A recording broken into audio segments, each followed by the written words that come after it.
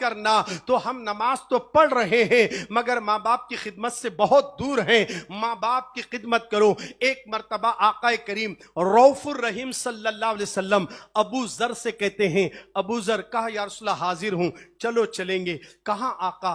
कहा वहां जाएंगे जहां लोग जाने कतराते हैं। तो हजरत अबू जर ने कहा आका क्या कब्रिस्तान जाना है? हाँ हाँ तुमने सही कहा, चलो कब्रिस्तान चलते हैं। आकाए करीम कब्रिस्तान पहुंचे। जैसे कब्रिस्तान पहुंचे एक कब्र पे नजर पड़ी, उस कब्र के पास सरकार बैठ गए। आका थोड़ी देर बैठे, चेहरा सुर्ख हो गया, आका की आंखों से आंसू निकले। अबू जर हैरान हैं कि नबी की आंखों से आंसू निकले, रो रहे हैं।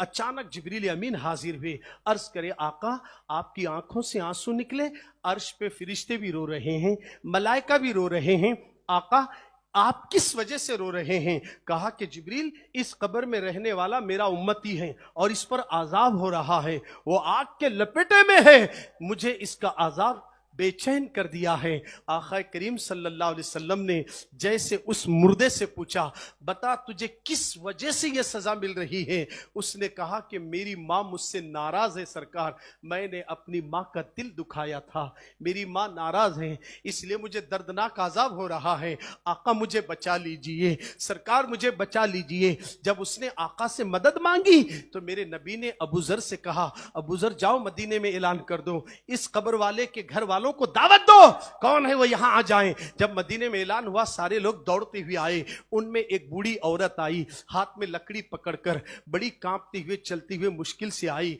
आका करीम ने पूछा बता ये माही क्या इस कब्र में रहने वाला तेरा बेटा है? उसने कहा हाँ या रसूलल्लाह मेरा बेटा है। कहा क्या तू अपने बेटे से नाराज है? उसने कहा हाँ आका मैं नाराज हूं। जरा तवज्जो चाहता हूं मेरी बहनों, मेरे दोस्त भाई, आप जरा गौर से सुनिए। माँ को नाराज करे, सरकार के जमाने का वाकया अर्ज कर रहा हूं, माँ बाप को नाराज करने वाला कभी भी याद रखना जन्नत में नहीं जा सकता है। वो कहती आका मेरे बेटे ने मुझे नाराज किया है, दरअसल इसने मुझे थप्पड़ मारा और मैं नीचे गिरी, मेरा हाथ टूट गया सरकार।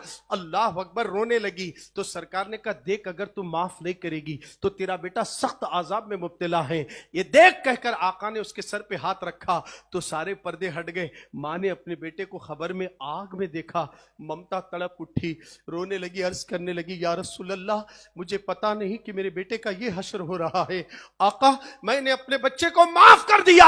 इधर ये जुमला कहना था, अंदर से वो पुकारता है या रसूल अल्लाह मेरी मां ने मुझे माफ कर दिया, अल्लाह ने मुझे जन्नत अता फरमा दिया है, जन्नत अता फरमा दिया है। क्या बात समझ में आ गई? अगर मां बाप नाराज हैं तो